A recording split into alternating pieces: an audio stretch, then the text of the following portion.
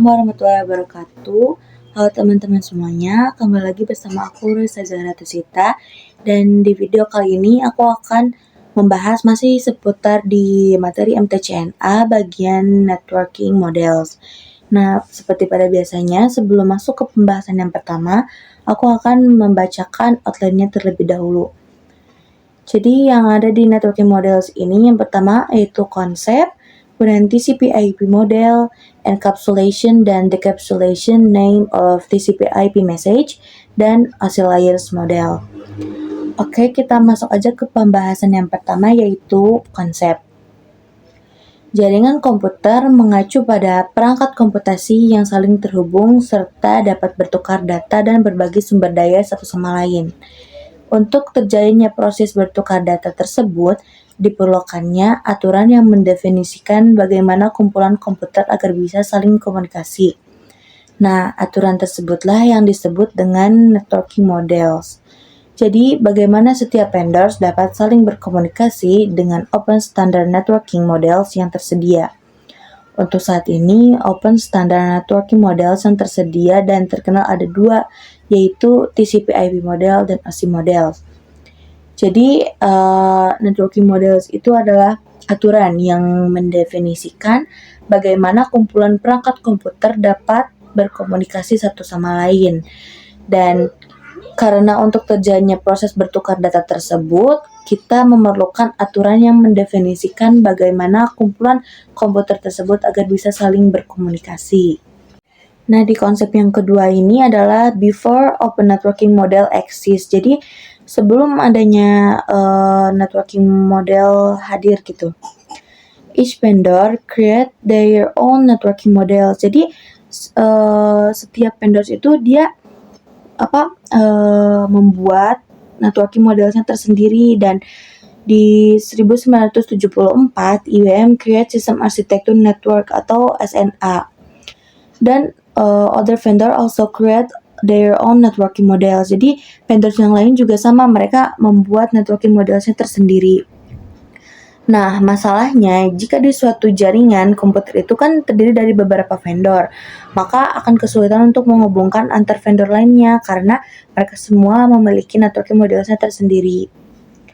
Konsep yang ketiga yaitu after open networking model exists atau setelah adanya open networking model. All vendor use same networking model to be able communicate each other. Jadi semua vendors itu menggunakan networking model yang sama agar bisa berkomunikasi satu sama lain. Open networking model diantaranya adalah OSI model dan TCP/IP model. Maka dari itu datanglah open networking model, yaitu pembuka agar setiap vendor dapat saling komunikasi dan bertujuan untuk menjembatani antara vendor tersebut. Jadi setiap vendor itu hanya menggunakan satu networking model yang sama, entah itu OSI model ataupun TCP/IP model. Nah, di sini ada perbedaan, yaitu OSI model dan TCP/IP model. Jadi OSI model itu created by International Organization for Standardization. Sedangkan TCP/IP model itu created by US Department of Defense atau DoD. Jadi setelah adanya networking models ini, setiap vendors kan menggunakan networking model yang sama, entah itu OSI layer atau OSI model atau TCP/IP model. Jadi mereka sudah bisa berkomunikasi satu sama lain. Kemudian TCP/IP model. TCP/IP model merupakan jenis networking model yang saat ini common digunakan atau umum digunakan seperti itu. Jadi TCP/IP itu mendefinisikan suatu protokol agar antar komputer, utamanya yang berbeda network, itu bisa saling berkomunikasi. Nah, untuk membantu dalam memahami, setiap networking model itu dipecah menjadi bagian-bagian kecil atau umumnya disebut layer. Secara dokumentasi, TCP/IP model ini memiliki 4 layer, tapi dalam penerapan real networks, TCP/IP model lebih mudah jika dibagi menjadi 5 layer. Jadi dari TCP/IP model yang 4 layer itu ada application layer, transport, internet, dan network access. Sedangkan TCP/IP model yang dibagi menjadi 5 layer, diantaranya ada application layer, transport, network, data link, dan physical. Di sini ada penjelasan tentang TCP/IP bagian application layer. Application layer berfungsi untuk sebagai antarmuka dengan aplikasi atau mengatur bagaimana aplikasi dapat mengakses jaringan dan kemudian membuat pesan-pesan berskala. Di antara contoh service dari application layer itu seperti HTTP, kemudian POP3, SMTP, IMAP, SSH, dan lain sebagainya. Yang paling umum kita temukan kan pasti HTTP ya. Jadi di HTTP itu contohnya kita sedang mengakses gitu. Kemudian ada notifikasi atau pemberitahuan dengan tulisan atau angka 200 oke. Nah, itu tuh menunjukkan bahwa request yang dilakukan oleh klien itu sudah berhasil. Tapi kalau yang munculnya itu 404 not found berarti terjadi ketika klien melakukan request ke URL yang tidak ditemukan. Di sini juga ada gambaran bagaimana application layer itu bekerja. Kemudian ada di TCP/IP bagian transport layer. Jadi fungsi dari transport layer adalah menyajikan atau memberikan service ke application layer supaya transfer data seperti itu. Dan untuk transport layer terdapat 2 protokol yang sering digunakan yaitu TCP dan UDP. Salah satu mekanisme yang tersedia oleh transport layer khususnya pada TCP itu adalah error recovery mechanism. Atau jadi TCP ini ketika menemukan error, dia mendeteksi error, dia akan mengembalikan atau dapat mengatasi error tersebut. Di sini ada perbedaan antara TCP dan UDP. TCP di sini disebutkan bahwa TCP is more reliable atau lebih unggul gitu atau lebih diandalkan. TCP digunakan untuk IP karena support error checking, dia itu bisa mendeteksi error atau masalah. Sedangkan UDP ini adalah versi yang lebih cepatnya karena banyak digunakan untuk streaming game, kemudian aplikasi yang membutuhkan kecepatan data yang maksimal seperti itu. Kemudian TCP/IP bagian network layer. Untuk network layer hanya terdapat satu contoh yaitu IP. Dan IP ini menyediakan 2 fitur yang sangat penting yaitu addressing dan router yang dimana berfungsi untuk menangani konektivitas dan pemilihan jalur. Setiap perangkat jaringan memerlukan alamat unik di jaringan atau kita lebih umumnya dengan kata IP address seperti itu. Di sini yang pertama adalah addressing. Jadi addressing itu seperti pemberian nama ke perangkat agar memudahkan perangkat itu berkomunikasi satu sama lain. Nah, IP address tersendiri dibagi menjadi 2 yaitu IP versi 4 dan IP versi 6. IP versi 4 ini dia pengelamatannya berjumlah 32 bit dengan jumlah 4 blok, dan IP versi 6 pengelamatannya 128 bit dengan 8 blok. Jadi di sini dijelaskan bahwa addressing itu IP address tersendiri gitu atau memberikan nama kepada perangkat di jaringan komputer. Sedangkan routing adalah fitur yang disediakan pada IP di bagian network layer yang bekerja layaknya kantor pos. Jadi dia itu mencari rute mana yang paling cepat untuk sampai ke tujuan. Kemudian TCP/IP bagian data link layer dan physical layer. Di sini data link mendefinisikan protokol yang dibutuhkan pada physical layer.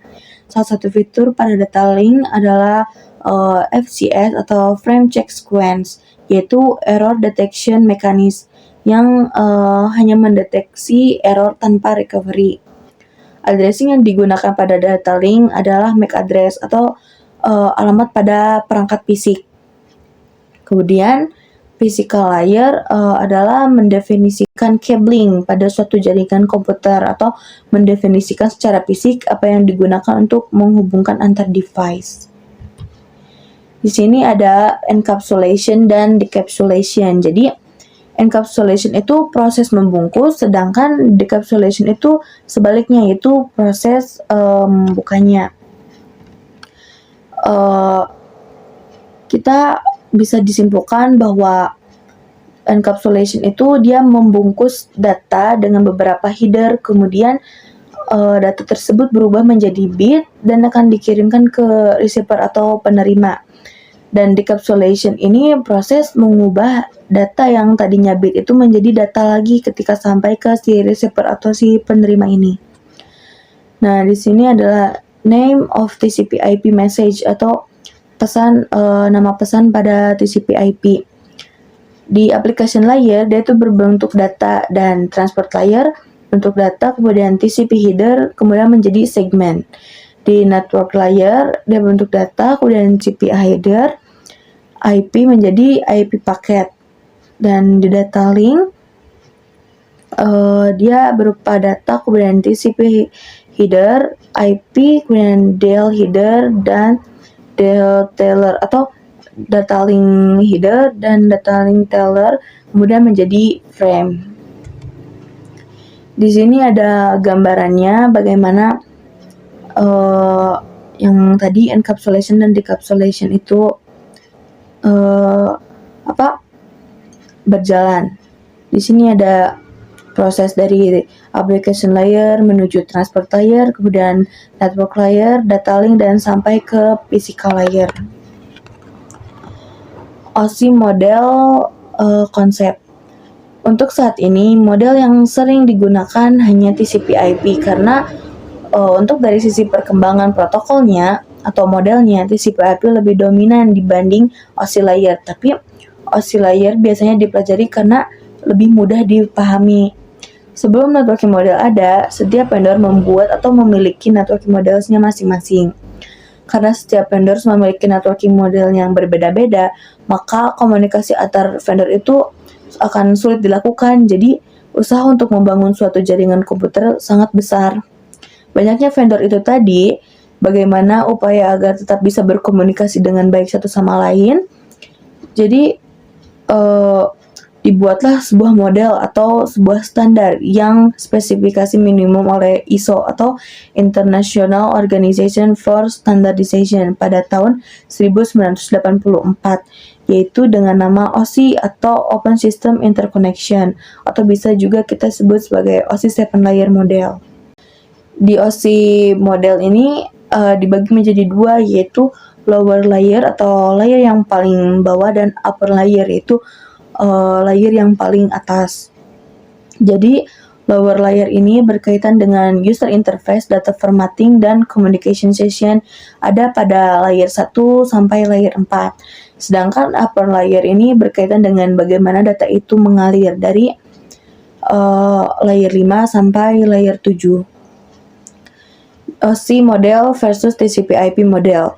Sebenarnya mereka berdua ini sama saja ya, karena pada OSI model dari application layer, kemudian presentation layer, dan session layer di TCP/IP model itu menjadi satu, hanya application layer saja. Kemudian transport layer sama, networking layer, data link, dan physical juga sama. Kemudian di sini ada penjelasan bagaimana layer pada OSI layer itu bekerja. Yang pertama dari layer 7 atau application layer itu menunjang aplikasi untuk komunikasi melalui jaringan. Dan pada presentation layer ini dia bekerja untuk memformat data sehingga dapat dikenali oleh si penerima. Kemudian session layer itu membentuk koneksi, kemudian memutuskannya ketika seluruh data telah terkirim. Layer 4 atau transport layer dia itu mengatur flow control acknowledgement, dan mengirim ulang data jika diperlukan. Kemudian layer 3 atau network layer, dia itu menambahkan alamat IP jaringan pada paket. Data link layer menambahkan MAC address pada paket, dan physical layer itu untuk mengirimkan data melalui media transmisi. Oke, mungkin itu saja penjelasan atau pembahasan tentang networking models di video kali ini. Mohon maaf jika ada kesalahan dalam menjelaskan atau dalam berucap. Assalamualaikum warahmatullahi wabarakatuh.